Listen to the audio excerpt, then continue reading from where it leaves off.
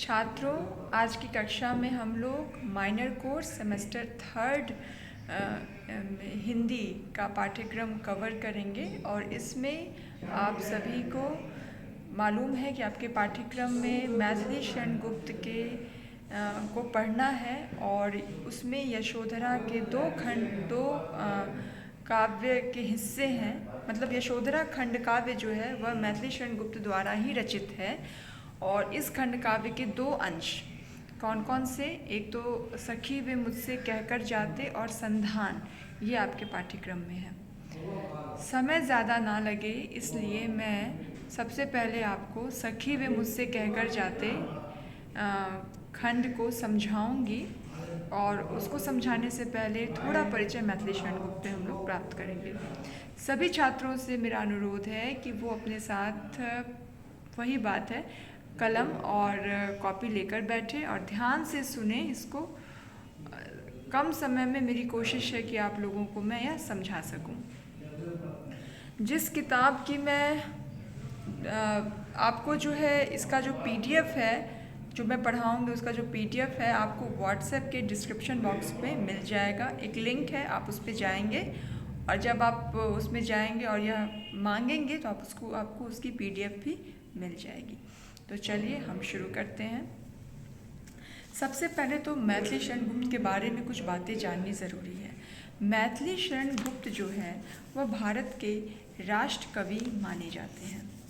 दूसरी महत्वपूर्ण बात उनके बारे में कि मैथिली शरण गुप्त की कविताओं ने पूरे भारतवर्ष में राष्ट्र चेतना जगाने का प्रयास किया और प्रयास ही नहीं किया बल्कि वे इसमें सफल भी हुए। उनका जो जन्म है वह चिरगांव में हुआ था और झांसी जिले के चिरगांव गांव में हुआ था सन 1886 ईस्वी में। उनके जो पिताजी थे वे सेठ रामचरण गुप्त थे जो हिंदी साहित्य के विशेष प्रेमी थे। मैथिली शरण गुप्त धार्मिक तौर पर वैष्णव थे, कर्मठ थे और श्री राम पर उनकी अगाध श्रद्धा थी।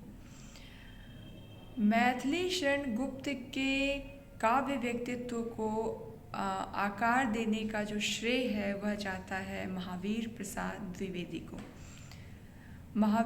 उन्होंने खुद स्वीकार किया है कि रामचरितमानस के रचयिता गोस्वामी तुलसीदास के जीवन में राम का जो स्थान है वही स्थान मैथिली शरण गुप्त के लिए महावीर प्रसाद द्विवेदी का है।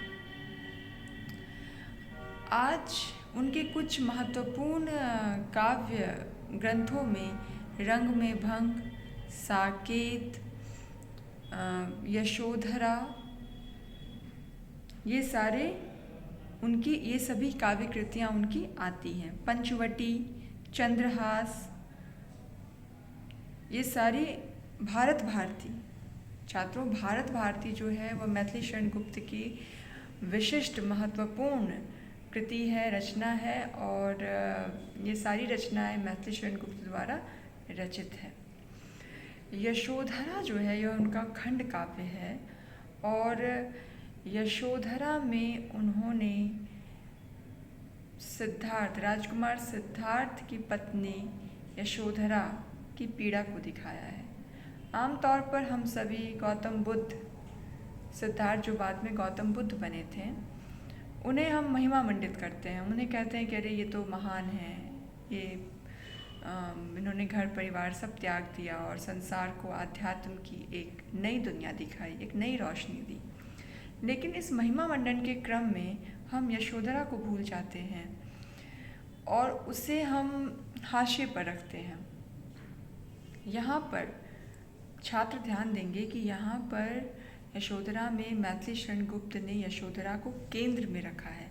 एक उपेक्षित पात्र, एक हाशिए पर रखा हुआ स्त्री पात्र, उसकी भावनाओं को समझना, उसे वाणी देना और यशोधरा की यह स्वीकारोक्ति, यह स्वीकार करना कि मैं कभी भी अपने पति सिद्धार्थ के मार्ग की बाधा नहीं थी। अगर वे मुझे बताकर भी जाते तो भी मैं उन्हें कभी नहीं रोकती। बिना बताए वे गए, इसका मुझे दुख है। और इसी पीड़ा को सखी वे मुझसे कहकर जाते शीर्षक में व्यक्त किया गया है। अब यशोधरा पर बात करने से पहले छात्रों थोड़ा सा यशोधरा खंड काव्य के बारे में हम 5 मिनट का समय लेंगे और थोड़ी चर्चा करेंगे कि यशोधरा खंड काव्य में है क्या। देखो, जो यशोधरा खंड काव्य है वह जो यशोधरा काव्य ग्रंथ है, इसको सीधे सीधे काव्य ग्रंथ ही समझिए। यह जो काव्य ग्रंथ है वह शीर्षकों में विभाजित है और इसमें कुल शीर्षक कहिए या अध्याय कहिए, जो कहिए, इसमें कुल 19 अध्याय हैं।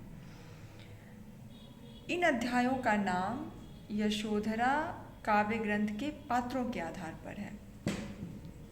सिद्धार्थ, ये देखिए, ये इनके क्या हैं, ये इनके अध्याय हैं जो जिनका नाम मैं लूँगी। सिद्धार्थ, महाभिनिष्क्रमण, यशोधरा, नंद, महाप्रजावती, शुद्धोधन, शुद्धोदन, पुरजन, छंदक, यशोधरा, राहुल जननी, यशोधरा, राहुल जननी, यशोधरा, फिर से राहुल जननी, संधान, यशोधरा, राहुल जननी तथा बुद्धदेव। कुल मिलाकर 19 अध्याय हैं और इस 19 अध्यायों का नाम मैंने आपको अभी अभी बताया।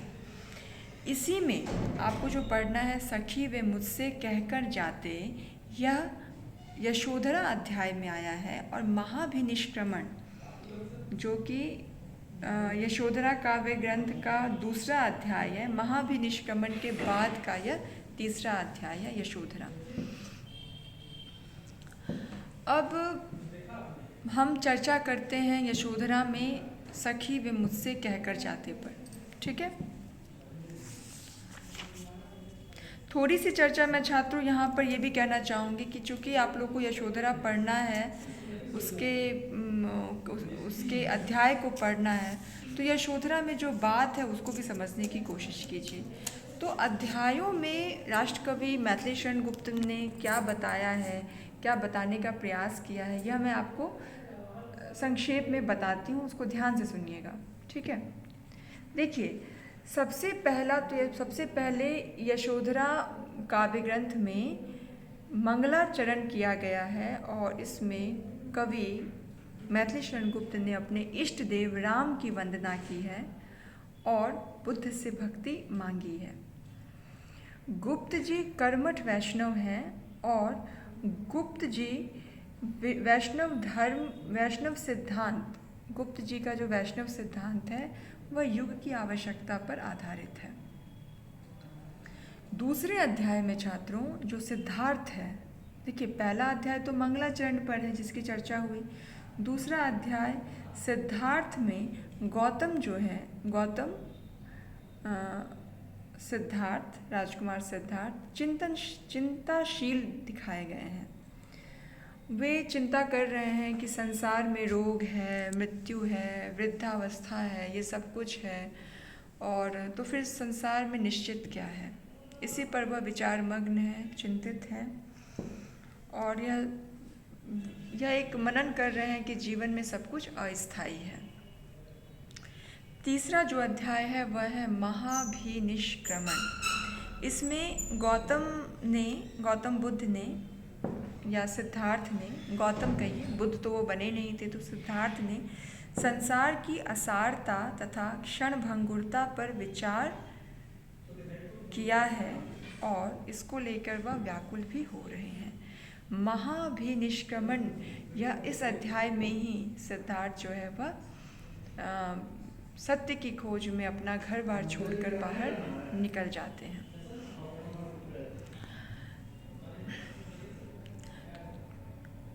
इसी अध्याय में सिद्धार्थ छंदक द्वारा वे कंथक अश्व को मंगवाते हैं और रात के समय विश्व कल्याण के लिए निकल पड़ते हैं। चौथा जो अध्याय है छात्रों वह है यशोधरा नाम से, और इसी में विरहिणी गोपा जो है, जो यशोधरा है, वह रो रही है कि उसका जो पति है सिद्धार्थ वह घर छोड़कर चला गया है।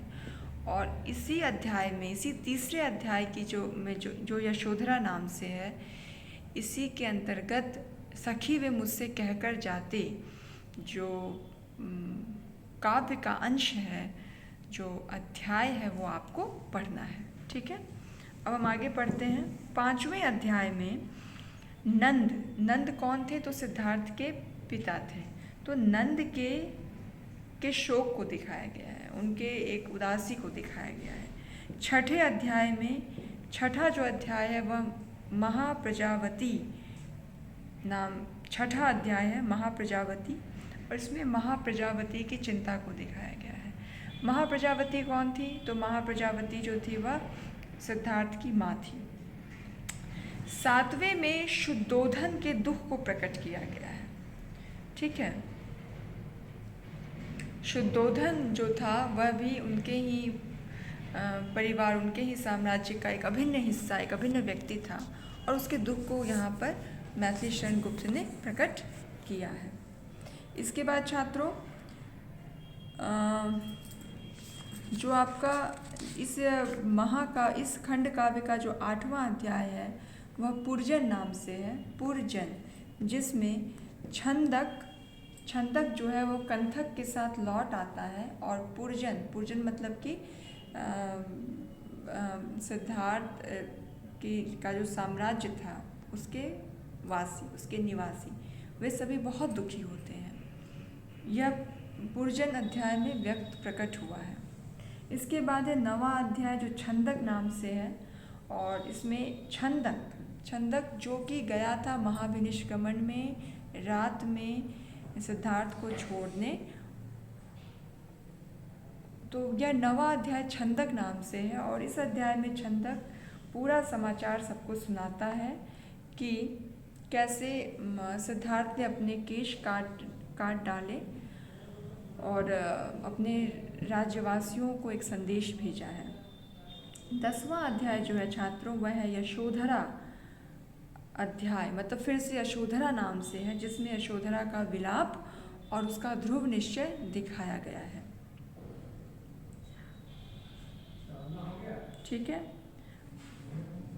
उसके बाद 11वां अध्याय राहुल जननी अध्याय नाम से है, जिसमें राहुल के बचपन की बाल लीलाओं को दिखाया गया है, बाल क्रीड़ाओं को दिखाया गया है। 12वां अध्याय यशोधरा नाम से है, जिसमें यशोधरा अपने पूरा भूतपूर्व जीवन और वर्तमान जीवन के संबंध में क्या है, चिंताशील है, चिंतित है। 13वां अध्याय राहुल जननी अध्याय के नाम से है, जिसमें यशोधरा राहुल को सुबह जगा रही है, और यह अध्याय बहुत सर्वोत्तम है, बहुत मार्मिक है, अत्यंत मार्मिक है, जिसमें राहुल की जो बाल लीलाएं हैं, बाल क्रीड़ाएं हैं, उसको प्रकट किया गया है। 14वां अध्याय यशोधरा नाम से है छात्रों, जिसमें गोपा अपने पति की चिंता तथा आत्मनिरीक्षण करती हुई दिखाई देती है, और वह अपने पति का तथा उनके द्वारा विश्व कल्याण की बात सोचती है। 15वां अध्याय राहुल जननी अध्याय से है, जिसमें राहुल तथा गोपा के वार्तालाप है, और राहुल अपनी तेजस्विनी और त्यागमयी माता के महत्व को समझता है 15वें अध्याय में। 16वां अध्याय छात्र सभी ध्यान देंगे, जो 16वां अध्याय है वह संधान नाम से है। संधान नाम का यह जो अध्याय है यही आपको पढ़ना भी है आपके माइनर कोर्स के सिलेबस में, और इसमें यशोधरा पति वियोग में व्याकुल दिखाई गई है, किस तरह से वो व्याकुल है अपने पति के वियोग में।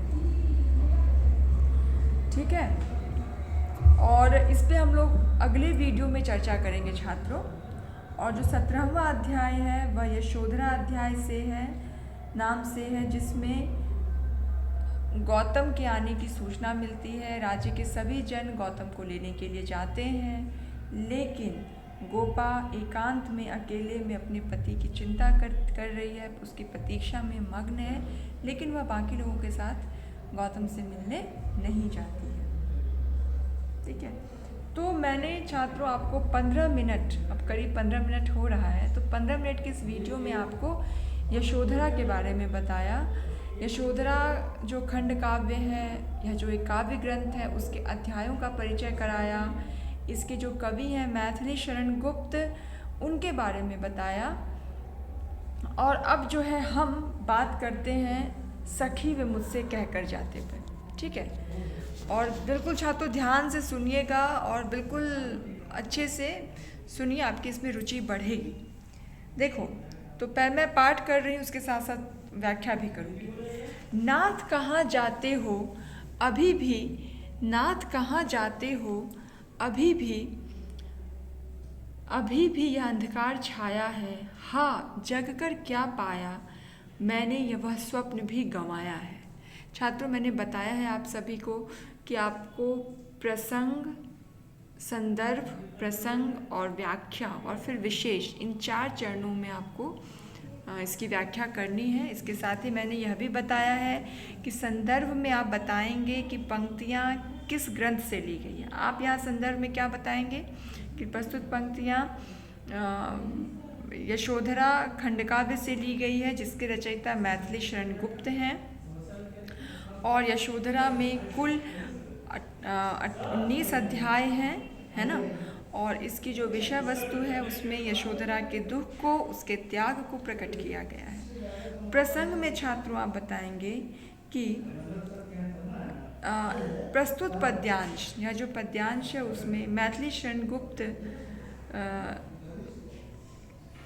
द्वारा रचित यशोधरा से यह पद्यांश उद्धृत है। और इसमें सिद्धार्थ के गृह त्याग कर चले जाने के पश्चात गोपा के हृदय में जो विचार उठ रहे हैं, जो प्रबल रूप से जो विचार उसके मन में प्रकट हो रहे हैं, उसका इस पद्यांश में चित्रण किया गया है। यह प्रसंग में होगा। और फिर बारी आएगी व्याख्या की। व्याख्या में देखो क्या है। नाथ कहाँ जाते हो अभी भी यह अंधकार छाया है। हाँ जग कर क्या पाया, मैंने वह स्वप्न भी गंवाया। देखो यहाँ होता क्या है ना कि रात में जो गोपा है वह स्वप्न में देखती है कि उसके जो प्रियतम सिद्धार्थ है वह घर छोड़कर बाहर जा रहे हैं। और इतने में हड़बड़ा के उठती है और कहती है कि मैंने स्वप्न यह देखा। लेकिन कह रही है, वो खुद से कह रही है। और जब तक उसकी आँख खुलती है तो वो देखती है कि जो सिद्धार्थ हैं वो घर छोड़कर जा चुके हैं, ठीक है। जब गोपा आँख खोलकर देखती है तो उसे पता चलता है कि सिद्धार्थ घर छोड़कर चले गए हैं। अब उसके जागने से क्या लाभ जब उसके प्रियतम चले गए। हाँ जग कर क्या पाया, मतलब कि मैंने जग कर क्या पाया, मैंने वह स्वप्न भी गंवाया। मैं जग तो गई, स्वप्न जो मैंने देखा था कि सिद्धार्थ जा रहे हैं, वह स्वप्न जो मैंने देखा था वह भी टूट गया। कम से कम उस स्वप्न में तो सिद्धार्थ मेरे सामने थे। और अब मैं जग गई हूँ तो मेरा जो सपना था वह भी क्या हुआ, वह भी टूट गया, वह भी बेकार हो गया। अर्थात मैंने जग कर मेरे हाथ में कुछ नहीं मिला, ठीक है। और वह पश्चाताप करती है कि अब तो स्वप्न में भी मुझे सिद्धार्थ नहीं मिल सकते, क्योंकि सिद्धार्थ जा चुके हैं। अब छात्रों आगे हम बढ़ते हैं। देखो विशेष तुम्हें बताना होगा। विशेष में क्या है, तत्सम निष्ठ खड़ी बोली हिंदी का प्रयोग है। प्रश्न अलंकार का प्रयोग किया गया है। प्रश्न अलंकार क्या है, नाथ कहाँ जाते हो, इसमें प्रश्न अलंकार है। और उसके बाद गोपा के वियोग दुख का मार्मिक वर्णन किया है यहाँ कवि ने। उसके बाद हम दूसरा पद्यांश पढ़ेंगे। सखी वे कहाँ गए हैं, मेरा बायां नयन फड़कता है, पर मैं कैसे मानूं, देख यहाँ यह हृदय धड़कता है। बहुत ही आसान है, इसमें संबोधन शैली का प्रयोग है। संदर्भ और प्रसंग मैंने आपको बता दिया है छात्रों, तो मैं व्याख्या पे अब चर्चा करूँगी। व्याख्या क्या है कि सखी वे कहाँ गए, मतलब वे कहाँ चले गए, यह मुझे समझ में नहीं आ रहा है। और मेरा बार बार बायां आँख क्या है, फड़क रहा है। बायां आँख का फड़कना अच्छा नहीं माना जाता, शुभ नहीं कहा जाता इसे। बाएं आँख का फड़कना, छात्रों सॉरी, बाएं आँख का फड़कना शुभ माना जाता है। तो वो कह रही है कि मेरा बायां आँख फड़क रहा है, मेरे स्वामी चले गए हैं, तो मुझे लग रहा है कि किस अच्छे उद्देश्य के लिए गए, मुझे नहीं पता वे किस उद्देश्य के लिए गए हैं, ठीक है। और चूंकि अच्छा, फिर आगे वो कहती है कि मैं उनके कहीं चले जाने के विषय में जो स्वप्न देखा है वह सत्य नहीं हो सकता। मुझे इस पर विश्वास भी नहीं हो रहा है उस सपने पर। मेरा हृदय इतनी तीव्र गति से धड़क रहा है जिससे तो यही प्रतीत होता है कि मेरा स्वप्न सत्य है और मेरे प्रियतम मुझे छोड़कर कहीं चले गए हैं। अगर वे नहीं गए होते तो मुझे इतना डर नहीं लगता और ना मेरा हृदय भी इतनी तीव्र गति से धड़कता। ठीक है, अब आगे जो तीसरा पद्यांश है वो मैं पाठ करूंगी छात्रों। आली आली वही बात हुई, भय जिसका था मुझे, मानती ही हूँ उनको गहन वनगामी में। ध्यान मग्न देख उन्हें एक दिन मैंने कहा, क्यों जी प्राण वल्लभ कहूँ या तुम्हें स्वामी मैं। चौंक कुछ लज्जित से बोले, हंस आर्यपुत्र योगेश्वर क्यों ना हो गोपेश्वर नामी मैं। कुछ चिंता छोड़ो किसी अन्य का विचार करो, तो हूँ जार पीछे प्रिय पहले हूँ कामी में। देखो इस पद्यांश में आली का अर्थ क्या? आली का अर्थ है सखी, गहन का अर्थ है घना, प्राण वल्लभ का मतलब है प्राणों के समान प्यारा, आर्यपुत्र का अर्थ है पति सिद्धार्थ, योगेश्वर का अर्थ है योगियों में सर्वश्रेष्ठ, गोपेश्वर का अर्थ है गोपा के पति सिद्धार्थ। ठीक है, गोपेश्वर का मतलब गोपा, गोपा का मतलब यशोधरा और उसके पति सिद्धार्थ। स्वामी का अर्थ है पति, जार का अर्थ हुआ व्यभिचारी और कामी का अर्थ हुआ कामुक व्यक्ति। अब यहाँ वो कह रहे हैं कि पश्चाताप के अग्नि में जलती हुई यशोधरा अपनी सखी से कहती है कि आज वही हुआ जिसका मुझे भय सदैव रहता था। आज मुझे पूर्ण विश्वास हो गया है कि वे किसी गहन वन में तपस्या करने के लिए गए हैं और मुझे अकेली छोड़कर चले गए हैं। एक दिन एकांत में बैठे वे ध्यान मग्न होकर कुछ सोच रहे थे, तभी मुझे शंका हुई थी और मैंने उनसे पूछा था।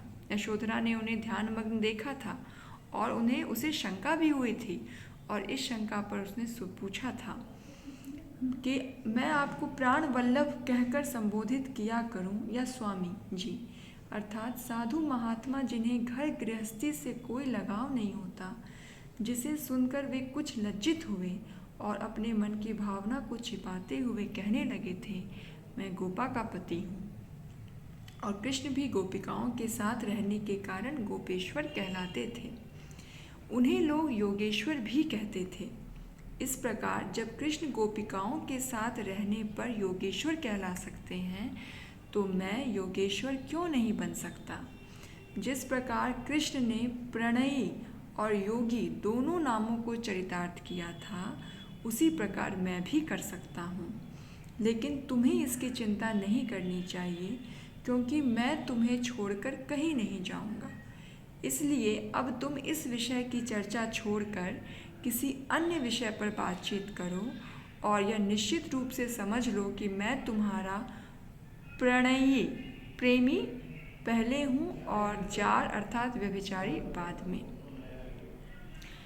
कहने का मतलब है कि यशोधरा अपने बीते दिनों को याद करते हुए कह रही है कि उसे एक बार अनुभव हुआ था कि ज़रूर सिद्धार्थ के दिमाग में कुछ बातें चल रही हैं। ध्यान मग्न देखकर उसने सिद्धार्थ से पूछा भी था और सिद्धार्थ का जवाब सुनकर वो आश्वस्त हुई थी कि चलो यह मेरा भ्रम था। लेकिन फिर यशोधरा कहती, मतलब यह बात है कि उसका भ्रम नहीं था, सचमुच में सिद्धार्थ के मन में जो है वैराग्य की भावना जग रही थी और इसी का परिणाम हुआ कि वे घर छोड़कर ज्ञान की तलाश में चल दिए हैं, निकल पड़े हैं। छात्रों, विशेष तो मुझे लगता है आप सभी बता देंगे, जो भी विशेष है भाषा के संबंध में बता देंगे, लयबद्धता संगीतात्मकता के बारे में बता देंगे। इस पद्यांश का जो मैंने पाठ अभी आपको सामने किया है, उसमें जो है आप एक बात बता सकते हैं, वह है प्राण वल्लभ और स्वामी, दो शब्दों का यहाँ प्रयोग हुआ है। छात्रों देखो, प्राण वल्लभ का अर्थ पति से है और स्वामी का अर्थ भी पति से है। लेकिन प्राण वल्लभ में क्या होता है ना, प्राण वल्लभ में होता है कि जब स्त्री और पुरुष का विवाह होता है और जब उनका रोमांस या प्रेम बहुत चरम पर होता है, तब उसे हम प्राण वल्लभ शीर्षक देते हैं, नाम देते हैं। और स्वामी जब होता है, जब पति पत्नी के संबंधों में, उसके प्रेम में एक उतार हम देखते हैं, तब हम स्वामी शब्द का प्रयोग करते हैं। तो यह एक 2 शब्दों की महिमा है इस पद्यांश में। अब चौथा जो अगला जो पद्यांश है वह है, कह आली क्या फल है अब तेरी उस अमूल्य सज्जा का, मूल्य नहीं क्या कुछ भी मेरी इस नग्न लज्जा का। यहाँ पर भी यशोधरा का दुख प्रकट हो रहा है और उसका कहना है कि अब हे सखी, आलिम का अर्थ है सखी, वह सखी से कह रही है, बताओ क्या मतलब है मेरे श्रृंगार और सज्जा का, मेरे सजने संवरने का, नए नए वस्त्र आभूषण पहनने का कोई अर्थ नहीं रह गया है, क्योंकि मेरा जो पति है वह तो जा चुका है और पति के बिना यह सुखमय जीवन मुझे पसंद नहीं और मैं ऐसा जीवन अब जी नहीं सकती हूँ। यह बात वह यहाँ कह रही है। अगले पद्यांश में छात्रों हम बढ़ते हैं, वह है, सिद्धि हेतु गए स्वामी यह गौरव की बात, पर चोरी चोरी गए गए यही बड़ा व्याघात, सखी वे मुझसे कहकर जाते, कह तो क्या मुझको वे अपनी पथ बाधा ही पाते, मुझको बहुत उन्होंने माना फिर भी क्या पूरा पहचाना, मैंने मुख्य उसी को जाना जो वे मन में लाते, सखी वे मुझसे कहकर जाते। अब यहाँ पर भी यशोधरा का दुख प्रकट हो रहा है। वो साफ कह रही है कि अगर वो गए हैं, कौन गए हैं, अगर सिद्धार्थ गए हैं तो उनको भी जाने के समय इसकी सूचना किसे देनी थी, मुझे देनी थी। जाते समय भी अगर वह यह बात बताते, वो चोरी चोरी गए, चुपके गए, इससे उसे क्या है, बहुत ही पीड़ा है। अगर वे मुझसे कहकर जाते, अगर सिद्धार्थ बता कर जाते तो भी उसे कोई गिला नहीं होता, कोई शिकवा नहीं होता, वह अपने पति के इस प्रयास में कभी बाधा नहीं बनती बल्कि उन्हें जाने देती। और वो कह रही है कि मुझको बहुत उन्होंने माना, मतलब मुझको तो उन्होंने बहुत प्रेम दिया, लेकिन फिर भी मुझे वह पूरी पहचान नहीं पाए हैं। मैंने मुख्य उसी को जाना जो वे मन में लाते, मैंने हर बार मुख्य या प्रमुख उसी को माना जो वे मन में लाते। अर्थात अगर वे कहते कि मुझे घर छोड़ के जाना है ज्ञान की तलाश में, तो भी वह बात मेरे लिए प्राथमिकता रहती और मैं उन्हें कभी नहीं रोकती।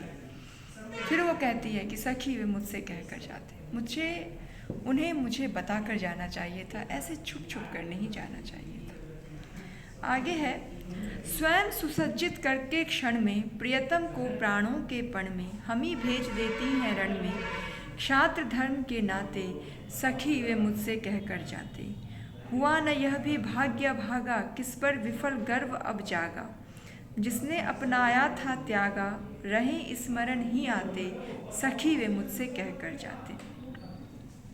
ठीक है, यहाँ पर जो यशोधरा है वो स्पष्ट कहती है कि जो क्षत्रिय धर्म होता है, उस धर्म में कोई भी स्त्री अपने पति को सजा संवार कर, बिल्कुल तलवार शस्त्रों से सजा करके रण क्षेत्र में भेजती है और रण क्षेत्र में भेजती है और लड़ने के लिए, युद्ध लड़ने के, भले ही उसमें उसकी मौत हो जाए लेकिन भेजती है। यह क्षत्रिय धर्म है।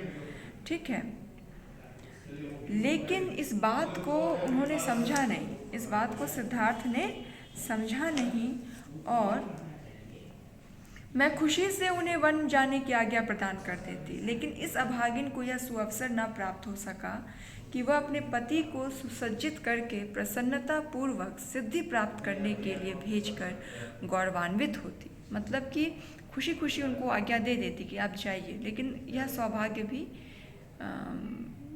यशोधरा को प्राप्त नहीं हुआ।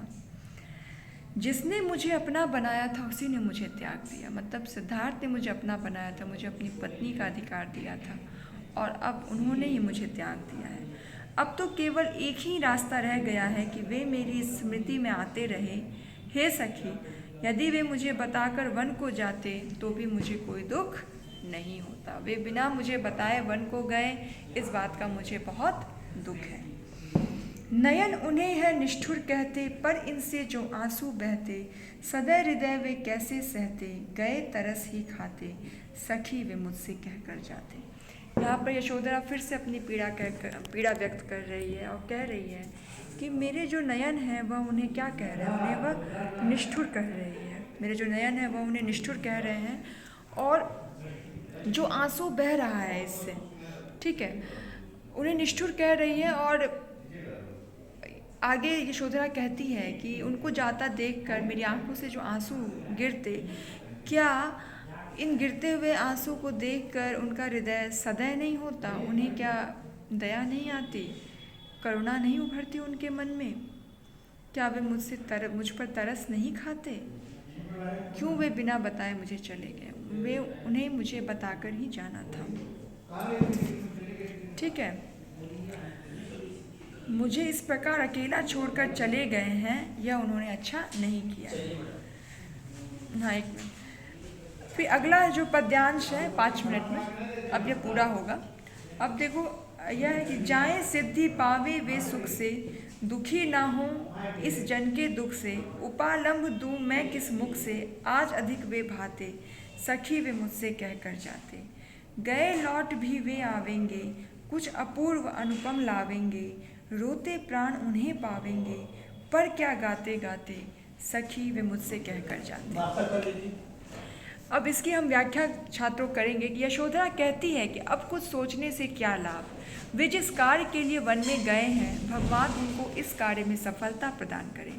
मैं उन्हें अब किसी बात की उलाहना भी नहीं देना चाहती, क्योंकि अब वे मुझे पहले से भी अधिक प्रिय लगने लगे। वे एक दिन सिद्धि प्राप्त करके लौटेंगे तो उनके चेहरे पर एक अनोखी आभा तथा तेज होगा और मेरे नेत्र उनके दर्शन करके संतोष प्राप्त करेंगे। इस समय मेरे कष्टों की ओर उनका ध्यान नहीं गया, तो लौटने पर तो मेरे कष्टों को अवश्य देखेंगे ही। अब तो मुझे उनके वियोग में रो रो कर ही दिन बिताने हैं। अगर वे मुझसे कहकर जाते तो मैं लौटने पर उनका सहर्ष और प्रफुल्लित होकर स्वागत करती, लेकिन अब रोते हुए ही मुझे उनका स्वागत करना पड़ेगा। तो छात्रों, यह है सखी वे मुझसे कहकर जाते का अंश। मुझे लगता है आप लोगों को समझ में आया होगा। आधे घंटे का वीडियो यह तैयार हुआ, बना। आप इसको ध्यान से सुनिए, नोट्स लीजिए, और जहाँ भी कोई दिक्कत होगी आप मुझे कमेंट करके बता सकते हैं। घर इसको पढ़िए, और अगर आपको PDF में चाहिए तो व्हाट्सएप डिस्क्रिप्शन बॉक्स पर व्हाट्सएप लिंक होगा, आप उस पर जाइए, आपको इसका PDF भी मिल जाएगा। एक बात का ध्यान दीजिएगा छात्रों, गेस्ट पेपर नहीं लीजिएगा, आप अपने प्रामाणिक स्रोतों से ही पढ़ाई कीजिए। चलिए, फिर मुलाकात होगी अगले वीडियो के साथ।